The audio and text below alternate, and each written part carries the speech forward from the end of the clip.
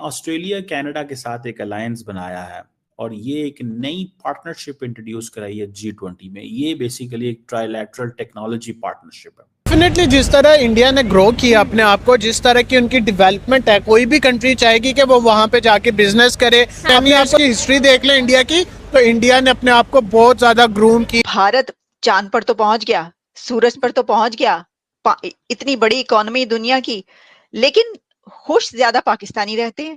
पर ये क्या वजह है कि तरक्कियां आप लोग कर रहे हैं और खुशियां उस तरफ मनाई जा रही हैं? वो तो साहब देखिए, ओहो, जहां 72 हूरों का इम्कान हो वहां खुशी नहीं होगी तो फिर कहाँ होगी, ये बताइए।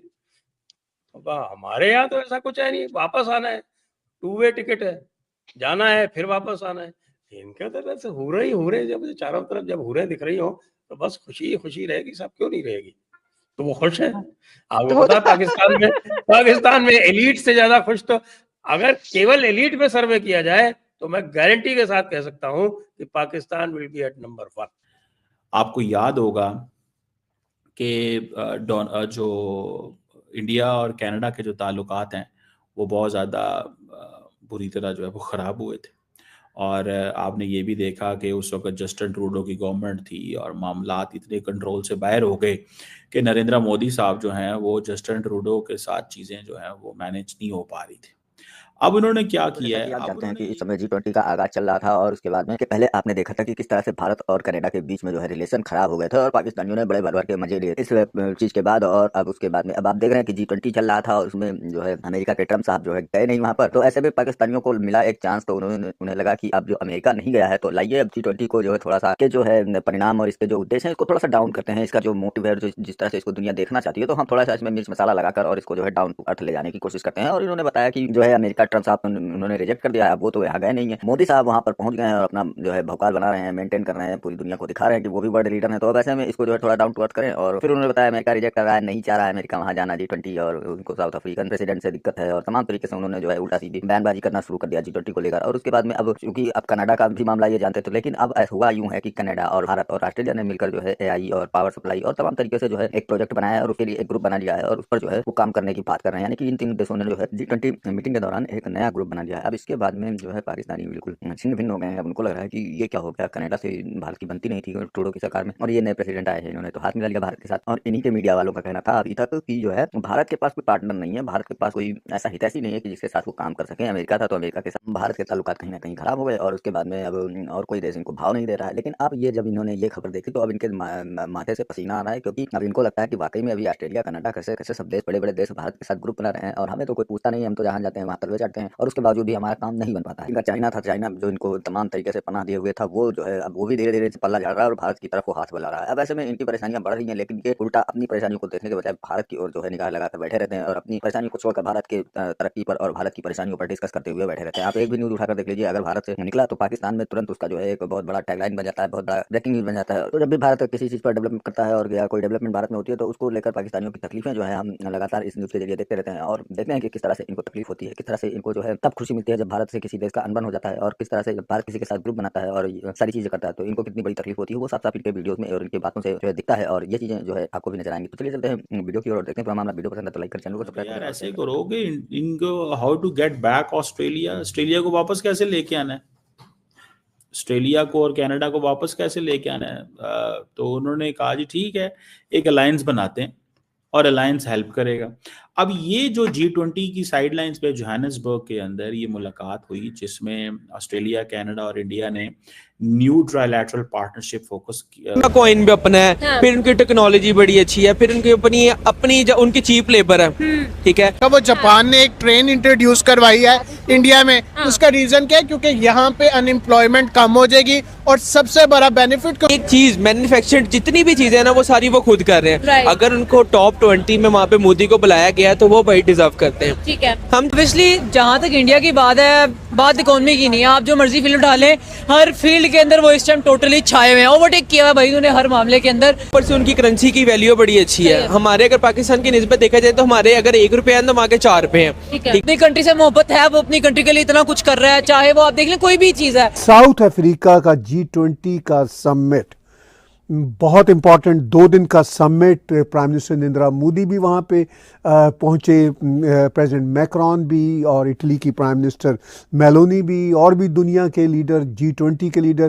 प्राइम मिनिस्टर मोदी ऑस्ट्रेलिया के प्राइम मिनिस्टर से बायलैटरल बातचीत कर रहे हैं, और प्रेसिडेंट ट्रंप ने शिरकत करने से ये भी तो वजह हो सकती है कि वहां पे तो हर काम अल्लाह पे छोड़ देते हैं, तो खुद तो कुछ करना नहीं, तो उन्होंने कहना अल्लाह मालिक हर चीज। तो ऐसे लोग तो बड़े ही खुश रहते हैं ना, उनका नजरिया है कि जान तो अल्लाह को देनी है, जान तो सर आनी जानी है, जान की कोई परवाह ही नहीं।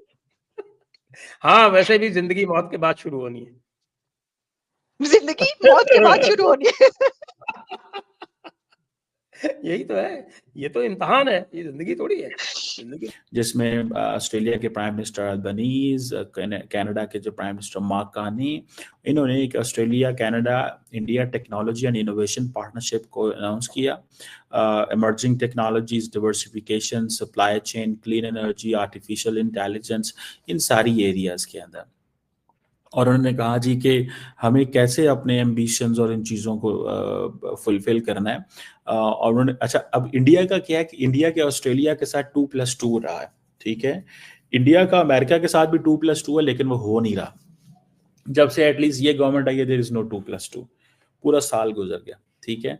और ऑस्ट्रेलिया के साथ 2+2 जो होता है, इंडिया ने ऑस्ट्रेलिया के जरिए कनाडा के ऊपर वर्क किया। तो साउथ अफ्रीका में होने वाला ये G20 summit right now prime minister Modi एक प्राइम फोकस बन चुके हैं। अगर हम G20 समिट और कंट्रीज की बात करें, डेफिनेट बात है भाई 2030 तक इंडिया की जो कंट्री है वो 3rd लार्जेस्ट इकोनॉमी तो बनने वाली है। आखिर ऐसा क्या है कि prime minister Modi is the VIP in G20 this time? क्या रीजन समझे जा रहे हैं?